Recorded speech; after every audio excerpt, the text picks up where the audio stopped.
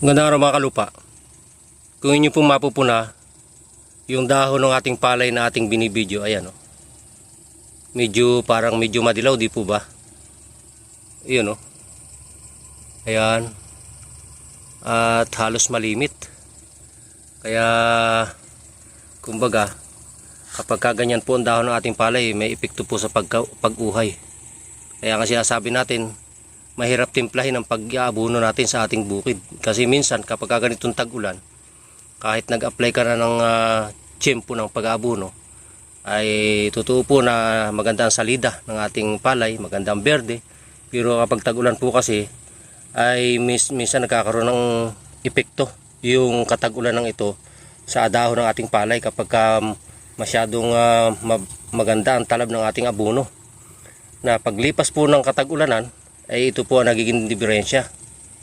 Nagkakaroon po ng punggos ang dahon at yan po sa totoo lamang kailangan maagap po tayo dyan. Yung mga naninilaw na dahon na yan, dahil yan nga po ay kailangan magamot bago mag-uhay ang ating palay. Apektado po kasi ang uhay kapag ang dahon ganito ay hindi naagapan, na dapat yung pinaka-top flip niya ay manag-uli sa kaberdihan na kagaya nito. Dahil yun po ang magbibigay po ng bitamina ng magandang dahon sa kanyang uhay. At kapag ang top lip po niya ay nagkaganito, ay sigurado po magkakaroon ng ipa ang ating palay. Hindi po magiging maganda recovery. Kaya po hanggat maaagapan, total ito pong ating tinanim na to ay halos parang mahigit pa lang 1 buwan, ay kaya pa nating maagapan dahil paharap pa po lang siya sa paglilihi at pagbilog, pagtigas ng puno. Kaya aapalayan po natin siya ng ating biniling fungicide. Tayo po ay bumili na dahil nakita na rin po natin itong sakit na ito nung nakaraang araw. Kaya tayo nakabili na ng gagamiting gamot. Magkakaroon na lang po tayo ng siguro mixture ng ating mga pang-insekto. Pero ang totoong ating gustong gamutin dito ay yung pong sakit na ito na naninilaw-nilaw na dahon. Ayan.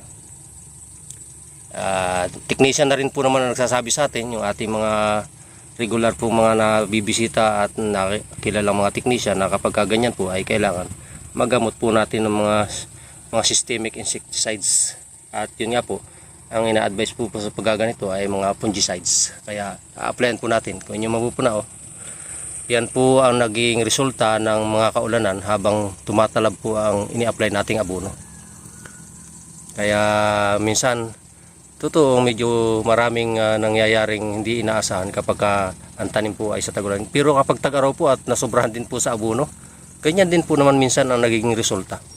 Nagkakaroon din po talaga ng ganyang mga sakit ang dahon ng ating palay. At yan ang dapat nating maagapan dahil yun nga po, may negatibong epekto po sa uhay ng palay ang ganitong klase ng sakit. Nagagamutin natin sa mga susunod na araw. Baka po bukas tayo po magpa-spray na kung medyo magaganda po ang sikat ng araw, kasi kailangan po may spray yun na mainit ang araw para kumbaga makain ng dahon yung i-apply po nating pang pamatay punggos na gamot. Yun mga kalupa, yan ang implikasyon ng tag-ulan sa isang magandang salidang abuno sa palay po natin.